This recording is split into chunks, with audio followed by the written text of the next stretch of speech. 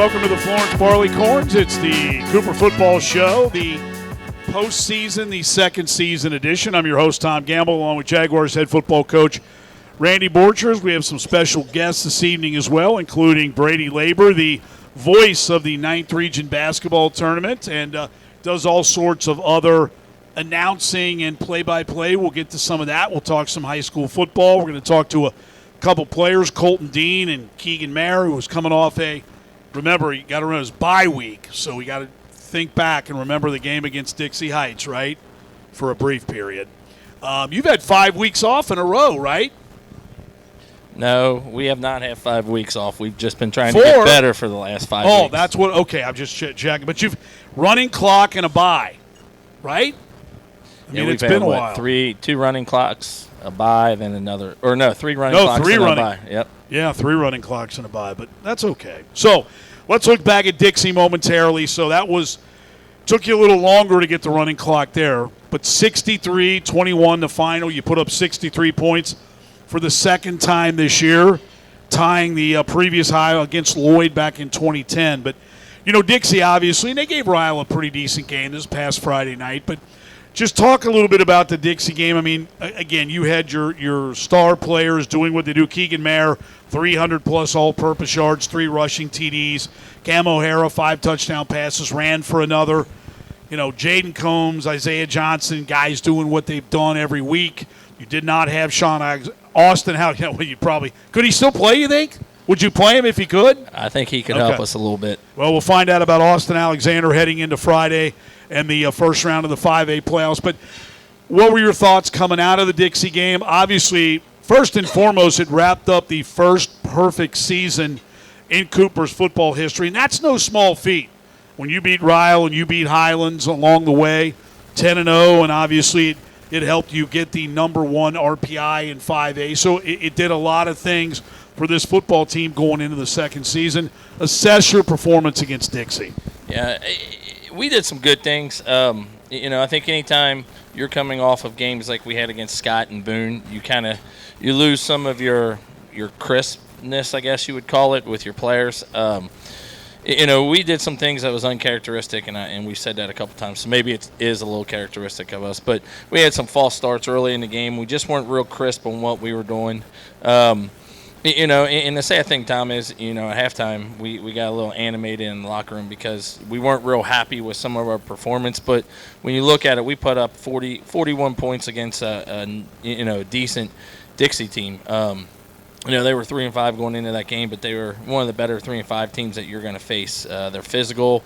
They got really good back, a good quarterback. They got some pretty good, some nice skill kids. So, that was a good win, but there were some things that, we said going into that game, we really didn't know where we were as a program, and we wanted to come out and feel really good going into the bye week. And we felt okay, but not as good as we would have liked to have felt. We gave up a couple big plays. Our tackling wasn't great.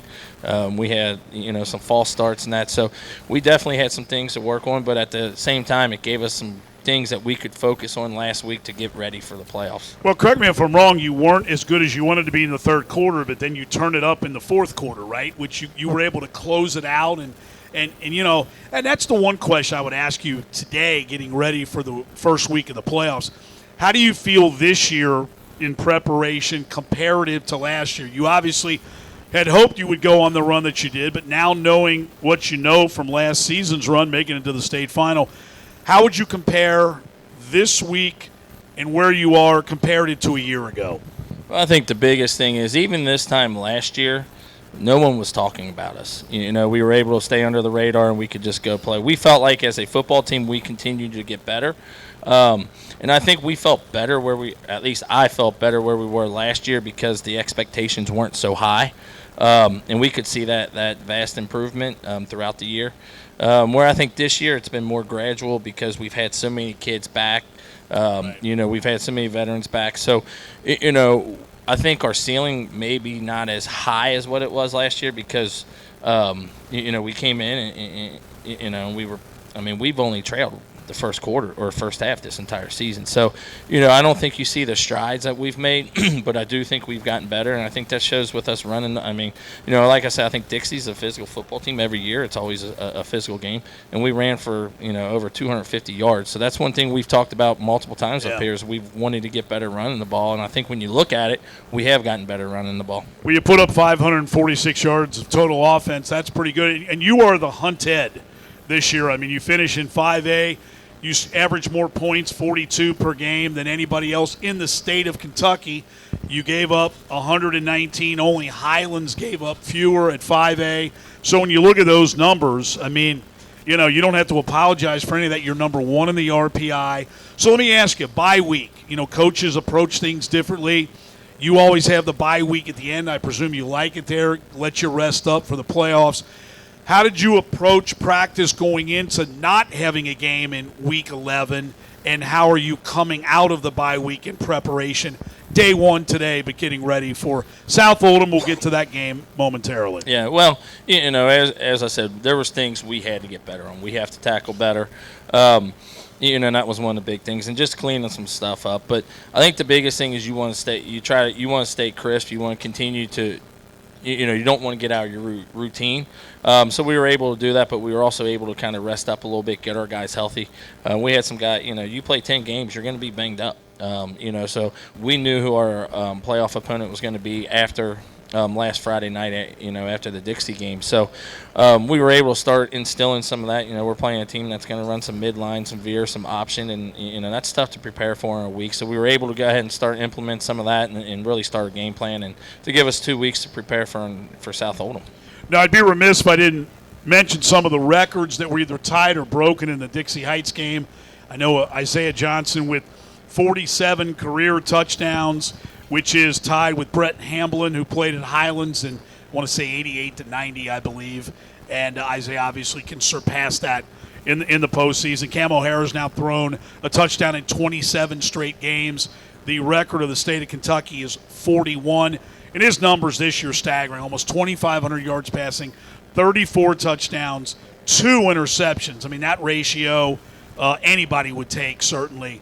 And you had Eiler Tibbs, 9 for 9. That broke the single-game PAT record for Cooper. So you have a lot of that. I know, Isaiah Johnson surpassed Dante Hendricks in terms of total points in his Cooper career. He's got a 10-point lead on him. Keagan Maher went over 1,000 yards for the second straight year. Only Devontae Bradley. You got to go back to years 1 and 2 for those numbers. So that's pretty impressive. And I've said this before, and I'll say it again. I hope that all the fans, and we appreciate everybody coming out, but I hope they're enjoying the ride, because when you look at it, and I know the goal of this football team is to win it all. You got close last year. You obviously want to do that. But we live in a society today where too often, nobody seems to enjoy anything because they're always looking at the next step. And, I hope people really can sit back and, look, this is the third regional title, 2012, 2014, and now, 2014, 2023, and now this year. Well, you hope. Regional title. District. So I hope people are enjoying it. Are you enjoying it? I mean, and I know you're still in it, but do you ever just sit back and kind of go, this is pretty cool? Yeah, I don't think I'll really be able to really enjoy it or really look at the accomplishments we've been able to make until the season's over.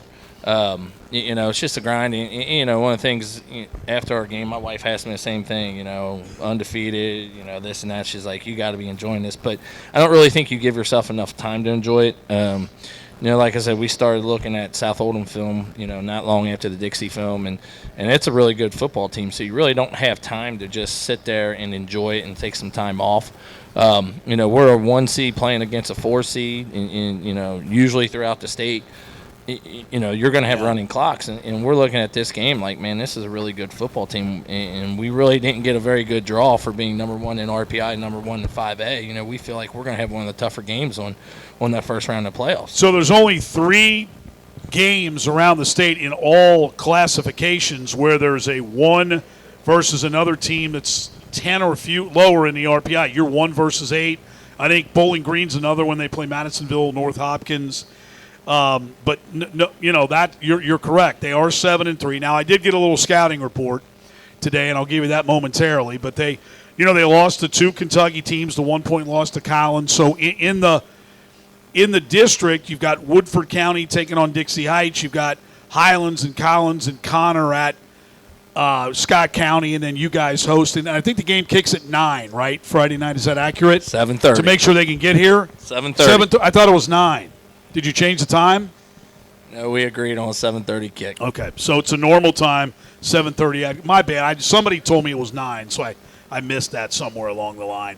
So you know me, I like to do my research. I like to be prepared. So I called Evan Dreyer today, the coach of Anderson, which played South Oldham the first 2 weeks last year and then this year. And I said, so give me your synopsis here. I said, I'm hosting this Cooper show tonight.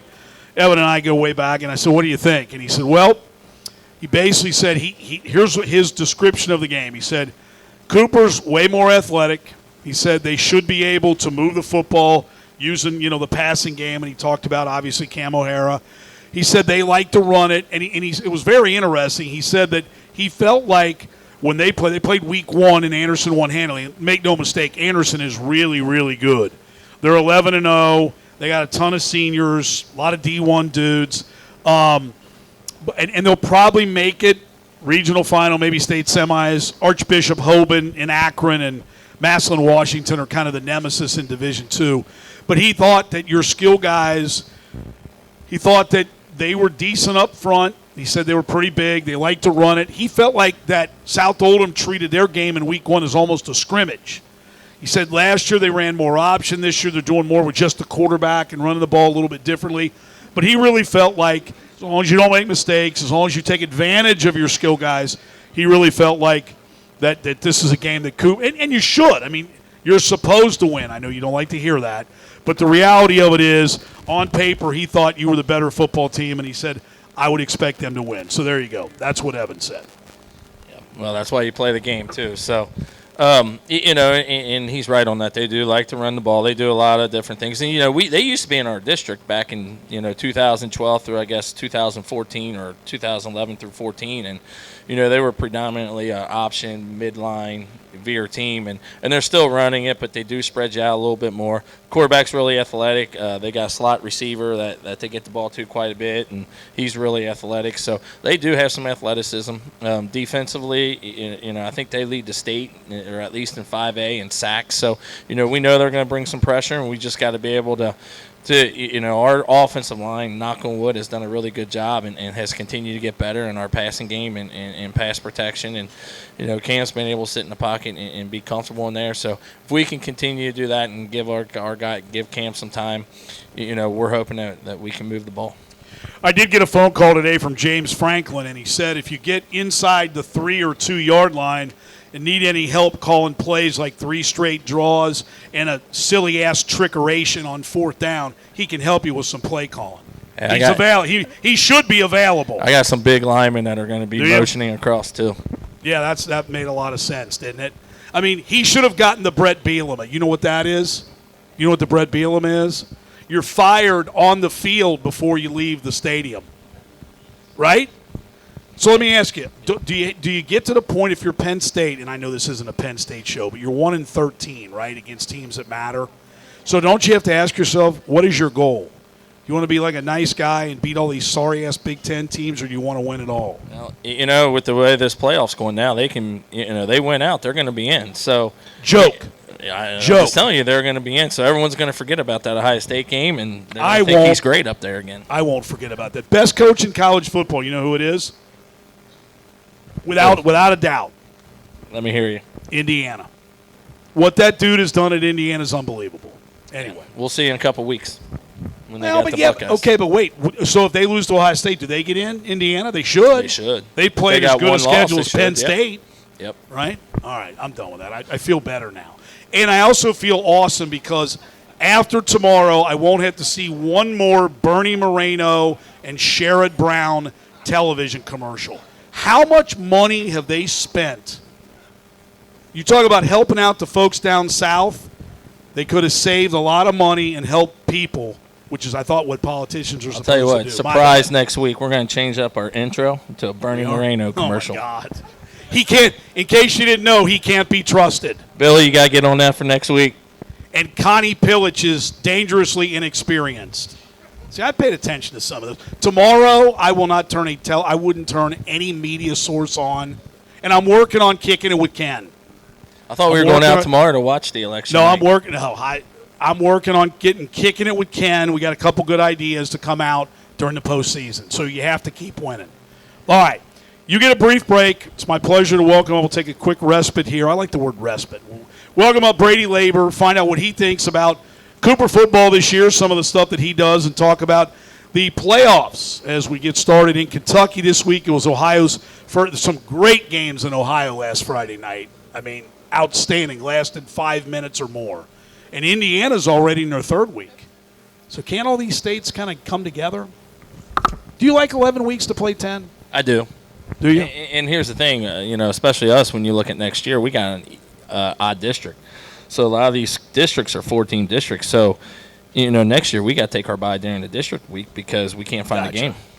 I hear you're opening against the team that's not very good next year too, right? Yeah, Anderson. It should be fun. Yeah, that's a heck of a game. See what he has to say about us after the game. Yeah, that's a good one. No, I'm glad to see that's a good game. That'll be a good game. All right, you get a brief timeout here. I'll welcome up Brady Laber in a couple minutes. Don't forget tonight's a dime to donate, so 10% goes back to Cooper High School. Thanks to the fine folks here at the Florence Barleycorns, and we'll continue with the Cooper Football Show with Jaguars coach Randy Borchers right here from the Florence Barleycorns momentarily.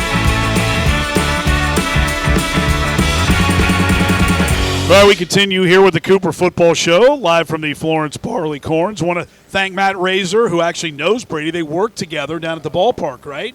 Well, yeah, and at University of Kentucky. All kinds of different places. All right. A little bit at the Cincinnati Bengals. This guy gets around.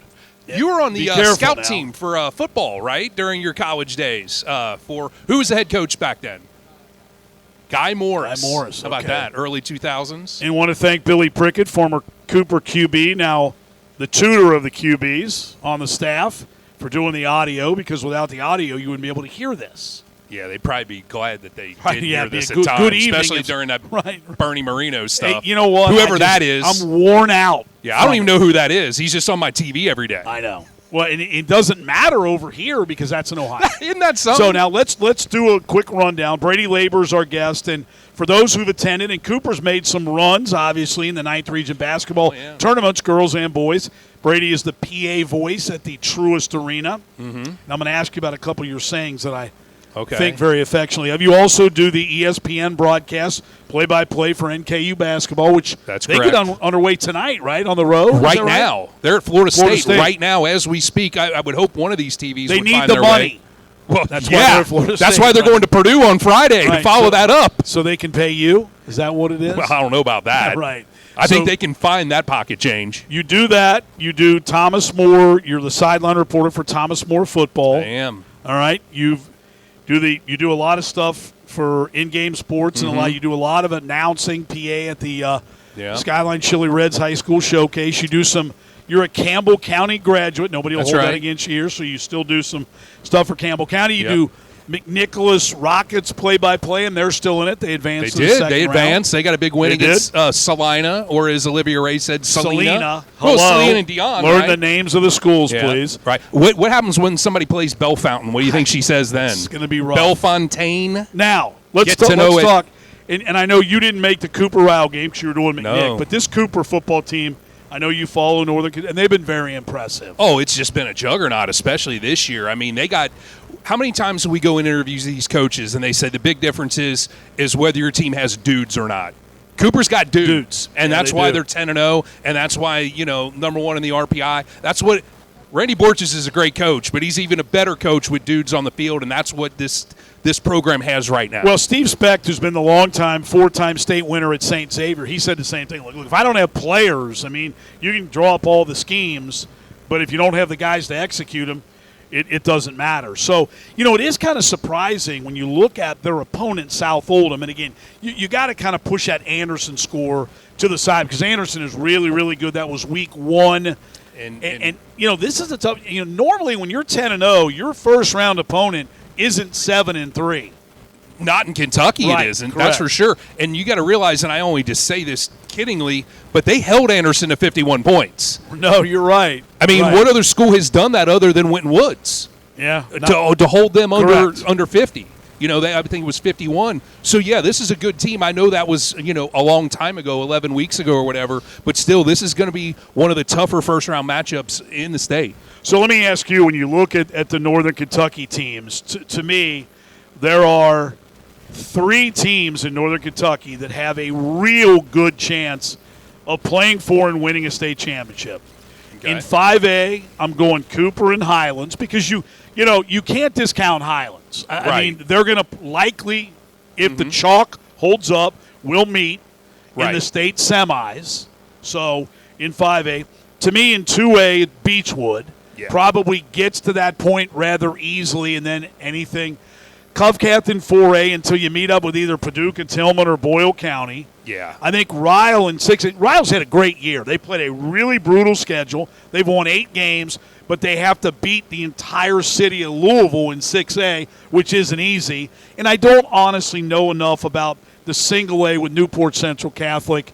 But, I mean, I think Cooper Highlands in 5A, Beechwood in 2A are the best chances to bring back. Nobody won one last year in Northern Kentucky. Well, the which is toughest rare. one, the toughest road of any of the ones you mentioned is Ryle, because, like you said, they're gonna run into people early on in the process. Cooper Highlands, right? I think that winner is in the state championship game. Then what happens on that other side? Is it South Warren? Is it Bowling Green? Correct. But yeah, it's all about where you're at in the bracket. And then I don't think anybody's beaten Boyle County. So sorry to everybody that's got to Paducah, face them. Tillman, I mean, they are 10-0. I mean, They they're are, undefeated. but I know. Boyle County is 4-time defending Correct. champs, Yeah. and they got dudes all over the Correct. field, and those guys are proven champions, right? Right. They've been there. You're Everybody correct. else, they think they've been there until they face Boyle County. And that's what's an interesting, I wonder about Cooper this year. And as we get a little farther along in the playoffs, I'll ask Randy. But the one thing, I was at the state final game last year, as probably everybody in the room was. And it wasn't like Bowling Green really they didn't defeat Cooper handily. Cooper made a lot of mistakes and gave them opportunities that I don't know that this year, with that experience, sometimes, Randy mentioned it earlier tonight.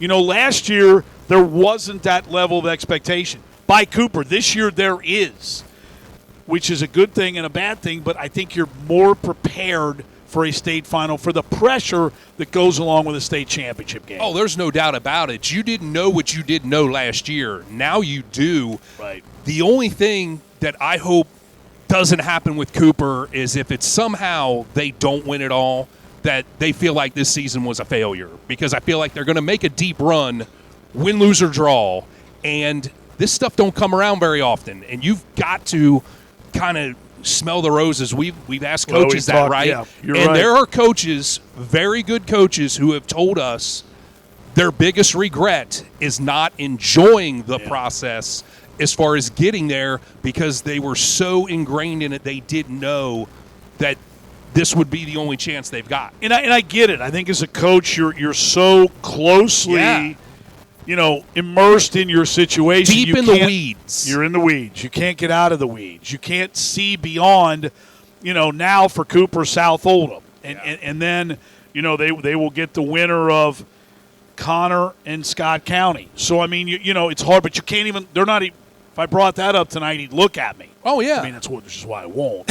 But, I mean, it is one of those. So it you're going is- to do that to me. I can do that to you. No, I won't do that to you either. But I do think I get it. But I think it's you sometimes and fans. Well, look, let's be brutally honest. Fans lose sight of just reality. Yeah. Reality. Week to week, minute to minute, play by play. All you got to do is watch the camera when it pans in the stands at an NFL game, Right. and see a 50 or a 60-year-old dude dressed up. I mean, it ain't Halloween. costume? It isn't Halloween every Sunday, although it might as well be. But In your younger days, you didn't do that, Chief? no, and I can tell you what else I didn't do. If I was on an NFL team, I wouldn't wear pajamas to a game either. But Well, that that's guy a didn't whole play other- anyway, did he? Well, no, but I mean, Anyhow. we'll move along. Now I want to ask you about you're the play-by-play voice of the 9th Region basketball tournament, and you have some Public address. Public address. Right. You have some. Unless you found another job for me. Well, can you do them both at the same? No, you got to read my PA reads. I've done that for baseball, which is a lot easier, but whatever. So you have some sayings that I like a lot. Uh-huh. For anybody who's attended, on a dunk, you get the what? Stufferino? It's a stufferino. Yes, stufferino. Now on the 3 Are you going to ask where I stole that from, or do we just did you steal it from somebody? Well, of course. Who? Chief, everything's borrowed, right? Right. Here's Yeah. a lesson for everybody. This is an Institute of Higher Learning here. It is? Well, these kids come from that, right? And They do. Hope to. These are probably these coaches or teachers, right? So I'm going to just teach you a little side note here. Okay. When you steal from one person, that's plagiarism. When you steal from multiple sources, that's called research. So I researched that from a guy by the name of Joe Dean. Oh, yeah. Joe Dean was Yep. the Dick Vitale of his day, and I'm so old to know that Was that's he LSU? Yes, he was. Okay, that's and what he I talked thought. with that gravelly voice, and So he did that on the radio. He did it on TV on the Jefferson Pilot weekly yeah. game because games were only on once a week, right? Right, I get it. Boy, That was guy, the SEC, right? That was the SEC, Okay. All right. and of course he had all kinds of them, right? And I've stolen a bunch of them. Stufferino is definitely Okay. one of them. So the 3-point play, do you have Yeah. 3 or do you have 2? So when you mean the 3-point play, you're talking about The conventional. hoop and the harm. The hoop and the harm. So that is a foul on a bucket, and you go to the free throw line for the old-fashioned three-point play. Okay, that's The one. well, you start with count that bucket. Okay. Okay. So you want to ease them into it, Chief. Okay. Then the second one is the hoop and the harm. All right. So you- count then the bucket is on the first one? That's the first one, Okay. right? Then Count hoop and that the harm. bucket. All right. Hoop and the harm, the basket and the damage. That's the one I couldn't remember. Okay, and then there's more. Well, I know the one. If you get deeper into the rotation, that means a lot of this is happening. Well, you right? like to eat, so you got to have a soup and a sandwich, right? the soup and the sandwich, That's one. and if you got to go real deep into the got bag of one? tricks, it's the biscuit and the gravy. I forgot about that. Yeah. So do you? Well, not many times is you it get that, 5 and 1s. Is it that rotation through every game? Well, it's easy to get the first 3 in. Then when you get to 4, you start kind of feeling the room, right? Are they buying this crap, right? Sometimes they are, sometimes they're not. Like this crowd, I'm not sure they're buying it right now, okay? So I might Well, it's resist. a little different, though. They're not cheering for a basketball team That's right true. now here But either. yeah, so you do have to kind of read the room a little bit. Okay. And then start back over if you feel the need. But I know that part of it is I'm trying to entertain you, Chief. And if I can do that and get a chuckle out of you in the St. Elizabeth You Healthcare do. Party Suite, You Suite do. A, Right. You then I think I've accomplished Well, my that's- job for the entire week. That's the funniest thing about talk radio. You're in a room by yourself. You can't read anything. Right. I mean, really, people don't realize. People think talk radio is glamorous. Like, oh, you're on 700 WLW. That must be incredible. Yeah, if you like being alone. I mean, you just sit in a studio. There's nobody in there except a board operator. They call them producers, but they're Sure. board ops. Half the time, the one dude we had used to play solitaire. We were so entertaining, he didn't even listen to our show. At least he was awake. Sometimes, if they were doing their job, they were supposed to help you as Sure. a producer. But anyway, I digress. So, what do you enjoy the most? Do you enjoy play-by-play? Do you enjoy PA? What are the primary differences? Is one easier than the other? Well, I like them all. It's hard to. I like the most the one I'm doing at that particular time, right? I enjoy public address announcing because there is minimal to zero prep. All you got to do is make sure that you get the name pronunciations correct. Rosters help. Rosters You gotta have a help, roster. and sometimes those are like gold, and Right. sometimes those are withheld for some sort of competitive balance situation. They don't want the other team to know that Fred wears number 5, and we scouted him wearing number 12 for a week. And of course, this is probably Pee Wee football, so Well, let me tell you one thing that I did. So many years Yeah. ago, way back in a former life, I was the sports information director at Northern Kentucky University. We'll get to we NKU could use you basketball. right now.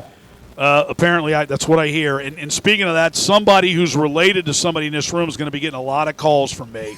I'll touch on that momentarily.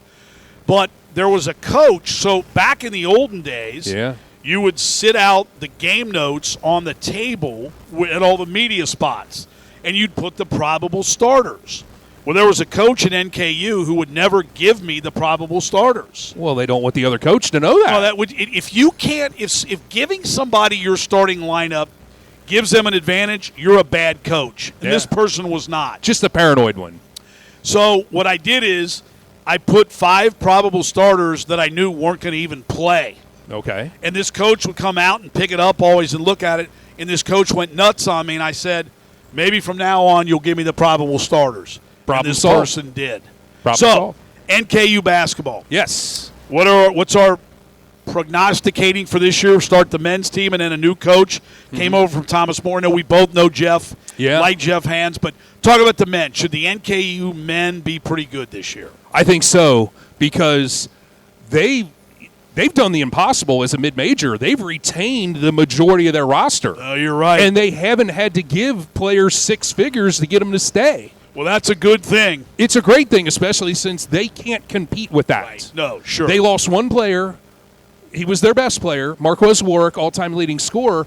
I'm sure he got a lot of money to go to Mizzou, which, of course, is now legal, and bless his heart. But he also wanted to test himself at the major Power 5 level. Makes sense. So I don't know if there was any amount of money that was going to get him to stay at Northern Kentucky. He accomplished all his goals, and they're all goals that are respectable, right?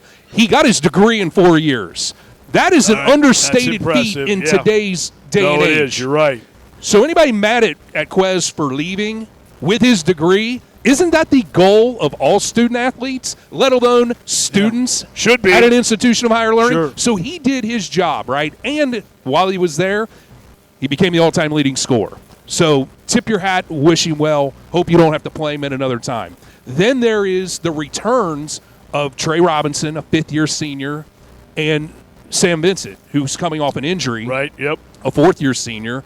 And then you do go in the transfer portal at the mid-major level, and you're going to get high-level D2 guys. And that's what they've done. They got a fellow named Josh Dillings, who's about 25 years old. This is his 3rd or 4th school, but that's the business of college basketball at this point. Yeah, and then they got a point guard named Dan Goresger, who's got 2 years of eligibility. He'll be the 3rd consecutive Division II point guard they brought in. Xavier Rhodes and Michael Bradley, the previous 2, they're playing for money now and not in college basketball. They are pros. So if they felt like he could replace those 2 guys, then Dan's pretty good. A lefty, no less, and he's long. He's 6'4". He's bigger than those guys, a lot more athletic. Plus, that allows somebody like Randall Pettis to mature another year and come off the bench and not have as much stress put on him. You still got Keagan Maher, who's probably the best athlete in college basketball, just a freak. He can literally jump and touch the top of the backboard.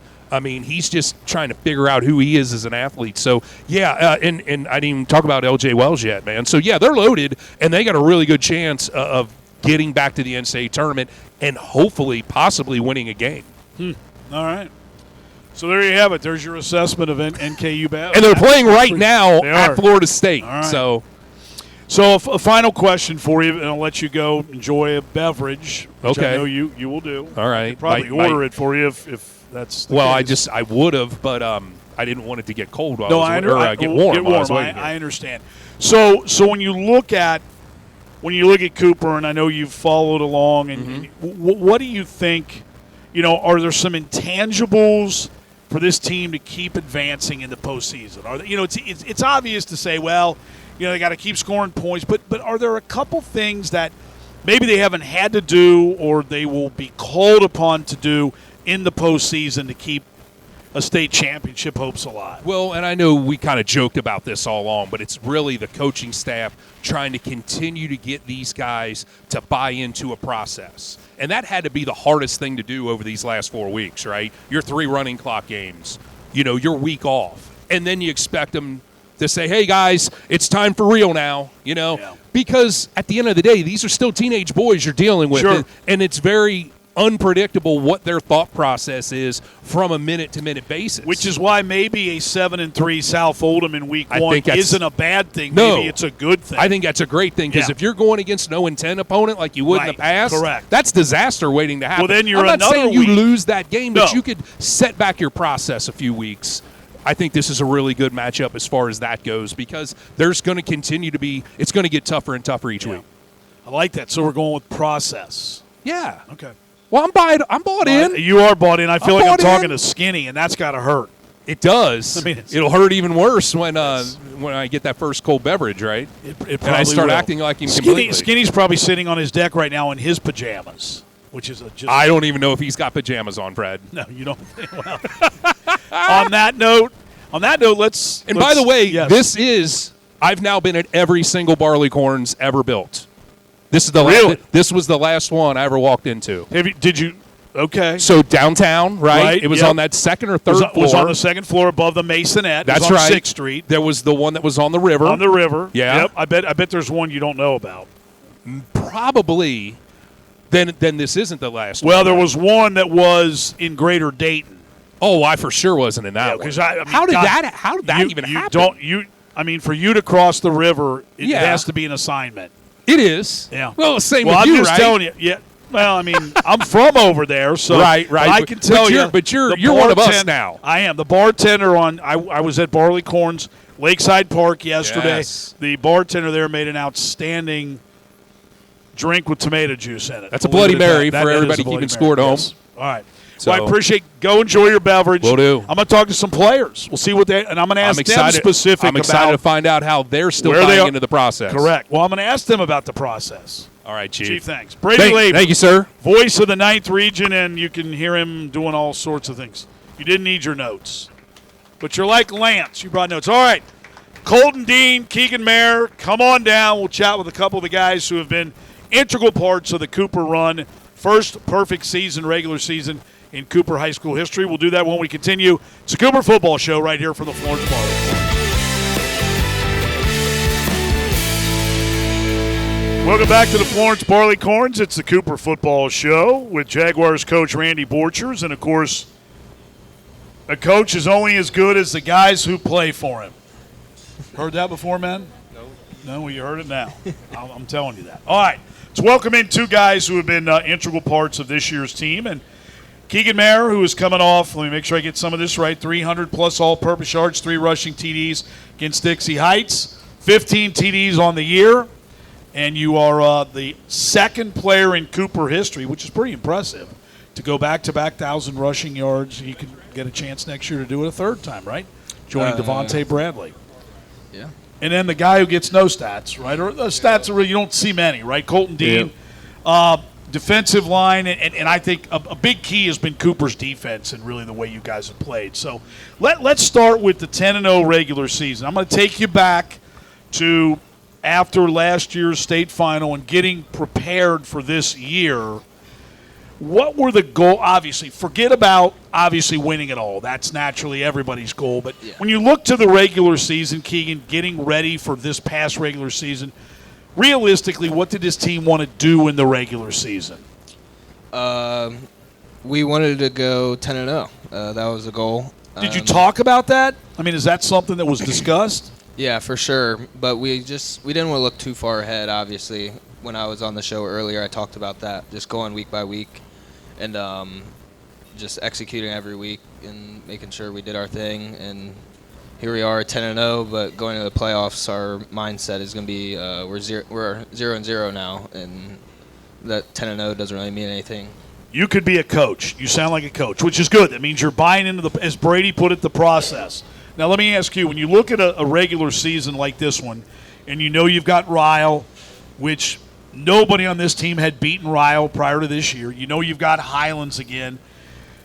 What was your thought process and some of the guys, because I know you talk to your position group guys, what did you guys talk about going into the regular season, and what were some of those important kind of marks during the regular season? Basically what Keagan said, just staying game by game and stuff like that, and just taking it easy. Was there a game for you where you kind of felt, was it Ryle? I mean, that was obviously early. Was that the game where you said, okay, that's a step, now we're taking a step we haven't taken before? Yeah. Once we beat Ryle, we were sure. I mean, we didn't beat them in forever. It definitely put some just confidence in us, and then we just got us motivated. Well, let me ask you, being a member of the defense, it's a lot easier to play defense when you have an outstanding offense, right? Of course, yes. So you know, what did the defensive, what did your guys talk about on defense in terms of what you had to do week in and week out? Stop the run if they're a run team, and then stop the pass if they're a pass team. So you know against South Oldham, you're going to have to stop the run likely. Have you watched a lot of film on them so far? What do they look like? Do resemble anybody you've played this year? They're an option team, so I don't think we've gone against a team that does option. But, yeah, they do like to run the ball a lot. So from you on offense, and I know I asked you this before, but I feel like I have to ask it again because it's the truth. You know, you have done so much offense. You can catch the ball out of the backfield. You're really the primary runner, so teams are going to key on you getting the football to run. But when you look at Isaiah Johnson, Jaden Combs, Austin Alexander, and Malachi Ewell and all the guys that you have, how nice is it knowing that they can't, while you're maybe the only running back that gained over 150 yards, they can't just key on you? It's definitely a relief sometimes because we know teams, especially after a big game, running the ball, they're going to key on me. And then just having those guys there, we know that teams know we can throw the ball too, so they have to respect the fact that we can pass the ball. So I'll ask this question for both of you. What have the last 4 weeks been like? Meaning you have running clock twice in the first half, once in the fourth quarter, then you have a bye. How difficult is it to kind of not flip a switch, but, I mean, let's be honest. Now you're in the – this is when it really matters. How difficult is it? Rolling teams, having a week off, and now going, okay, now this is when it counts. I feel like Dixie was a good wake-up call for us, and our bye week just got us ready to play South Oldham, just help us dominate. What did you feel like in the Dixie game? I mean, I understand at halftime got into you guys a little bit of not close. You know, they want you to close. Yeah. How did you feel like that fourth quarter? Because you guys hadn't played in the fourth quarter the previous weeks. Yeah. How did you feel like the fourth quarter where you scored 21 unanswered points? How critical was that going into this week? I feel like it was really critical because it kind of woke us up for sure at half.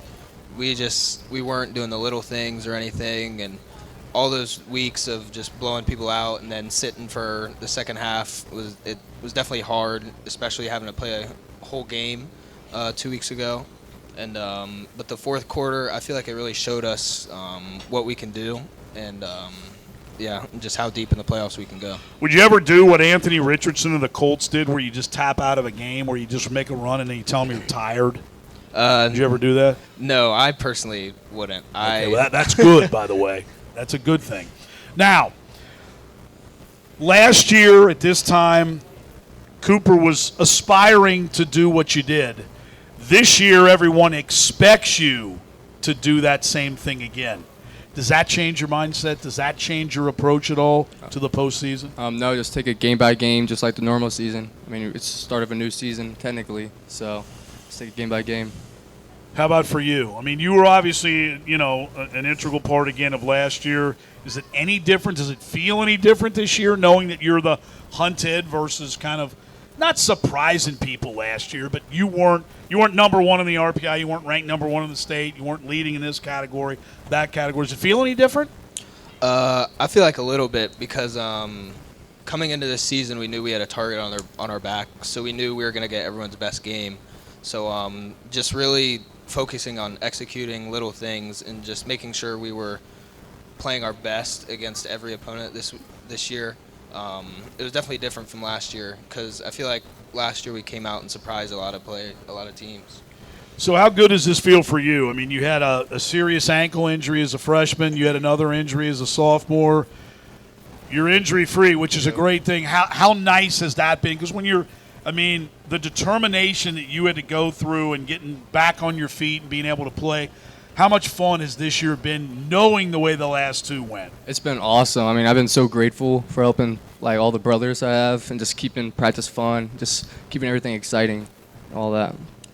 So if you were playing for Penn State and you were at the 2-yard line and they handed the ball off to you 3 straight times, would that be a good thing? Would you be okay with that? I'd be okay with it, yeah. Would you? Even if you made it nowhere, you ran into the ass of your lineman, you would still be okay with that? I don't know. I definitely want a different outcome for sure. Okay. Maybe, I don't know, something on the edge? Maybe fake it up the middle and do something. Would that be – how about a direct snap? Have you ever had a direct snap to you? When I played freshman ball, yeah. We did a lot of wildcat. Well, how come they won't do that now? You want to talk to Borchers for you? I mean, that seems like a viable play, doesn't it? I don't know. Right? I kind of let him do his thing because I know he knows what. Well, that's because he's the coach. I mean, but I understand that. But I don't care. I mean, he's not going to take me out. So I'll be happy to talk to him. You got anything you want me to talk to him about? Don't say no. There's got to be something that irritates you.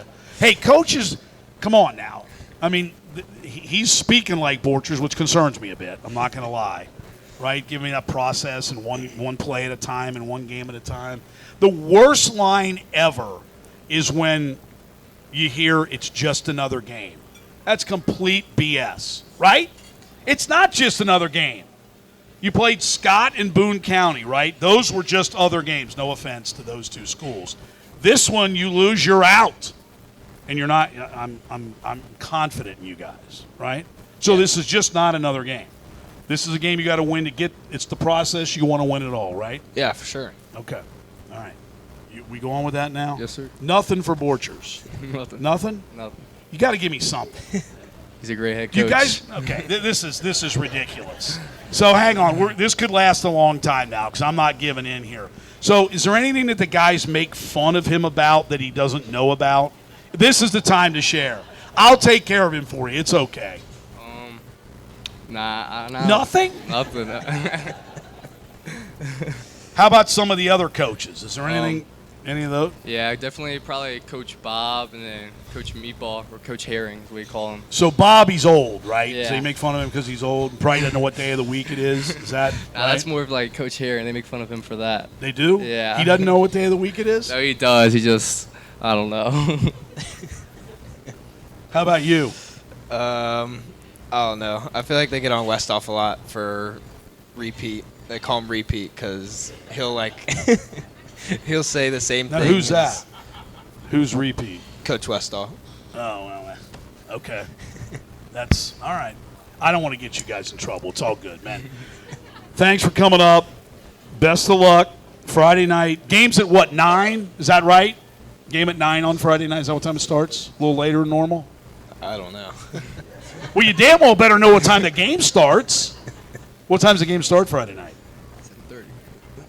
7:30. Oh, boy. Okay. Might know the process. You need to know the kickoff time, too, because you're a key part of that, right? I'm more worried about practice tomorrow. You're done. Okay, that's the end of this. Practice tomorrow. Guys, thanks. Colton, congratulations so far. Keagan, thanks. Guys are troopers, men. Best of luck Friday night. Congrats on a 10-0 regular season. We'll take a quick timeout, and I'll bring Randy up for one final segment, get everybody ready for Friday night's game. And don't forget, tonight's a Dine to Donate. 10% goes back to Cooper High School from the friends here at Florence Barleycorns. Be back momentarily.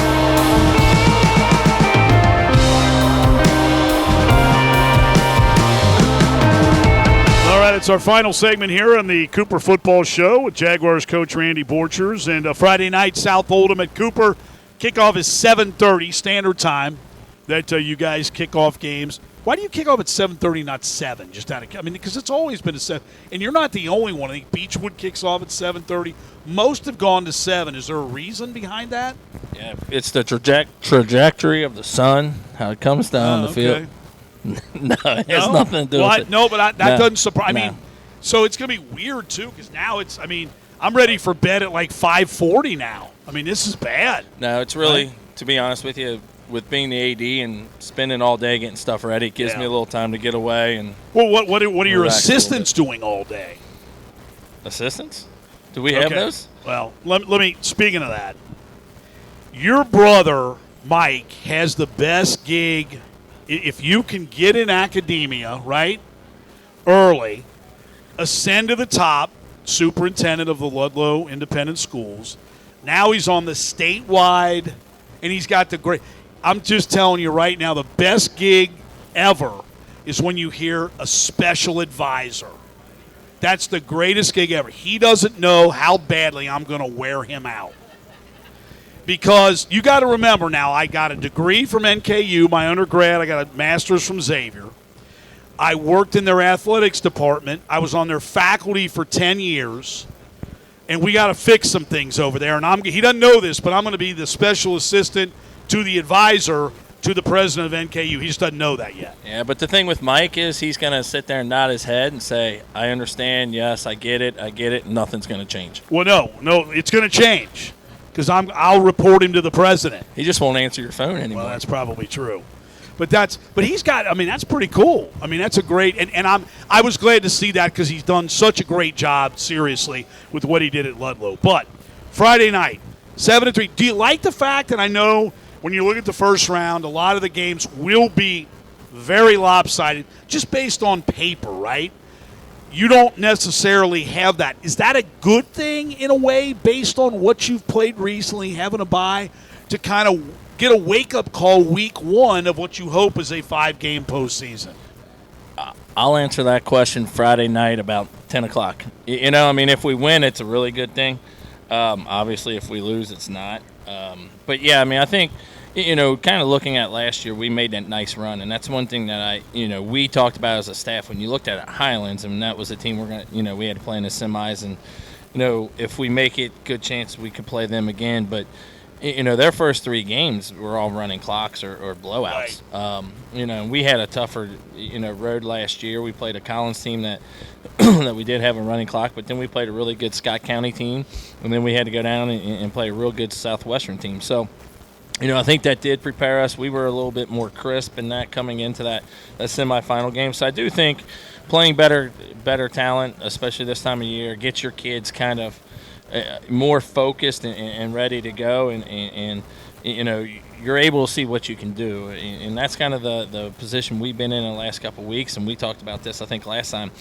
We don't really know if we've gotten better, if we've gotten worse because of the competition or the games that we've played. So, you know, when you come into a game and you play 4 quarters and we play a good South Oldham team, we're going to see what we still need to improve on or what we're really doing well at this time of year.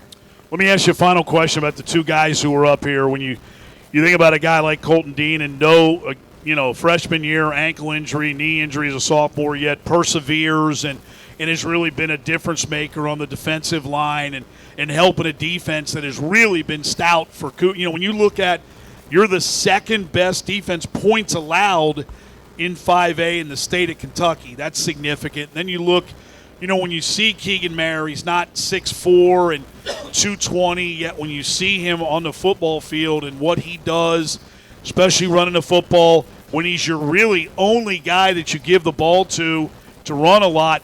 I mean, these 2 guys on both sides of the ball have been difference makers. You'll have them again next year, but how impressed are you, and how nice is it to have guys like this that kind of embody what you've tried to instill as Cooper football? Yeah, well, you know, first off, talking about Colton, you know, he's a kid I couldn't be more happy for. You know, the last 2 years, he you know, especially his freshman year, he had a really bad ankle injury. And then last year he had a knee injury. And, you know, I know that he was kind of questioning if it was worth even coming back. And I think once we made that run, you know, he kind of got rejuvenated on wanting to come back. And, you know, he worked his tail end off to get back. You know, coming back from those 2 injuries were not easy. You know, he did everything, you know, to get himself in that position to be successful. And we tried to be a little careful with him early in the season and not rush him back. And I'll tell you, you know, he's a difference maker. And when you look at where we were in those scrimmage games to where, you know, we were the first, second week once we got him back full go, you know, he's not the biggest kid, but, man, he's got a mean streak to him, and he's just a great football player. So, you know, really happy for him to come back. And then, you know, Keegan's he's a warrior.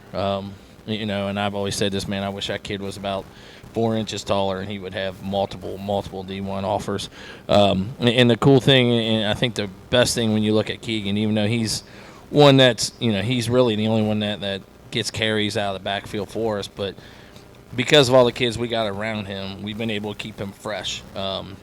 You know, we've said with his size and that if we can limit him to about 12 to 15 carries a game throughout the year, he should be fresh come playoff time, and we've been able to do that. So, you know, we feel like he's fresh. We feel like he's ready to go, and he was a big part of our run last year, and we anticipate him being a big part of our run this year.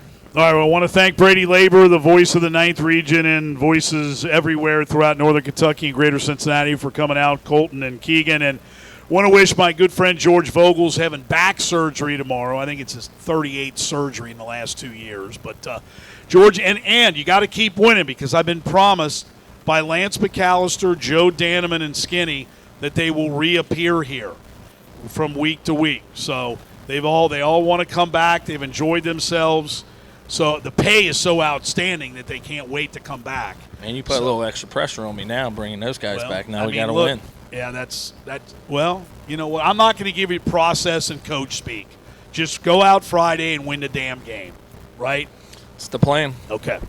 All right. Thanks to everybody for coming out tonight. We appreciate it. And see everybody Friday night, 7:30 kickoff, South Oldham at Cooper, first round of the 5A state playoffs. And you could come here before or after the game. And if not, we'll see you next Monday right here at the Florence Barleycorns.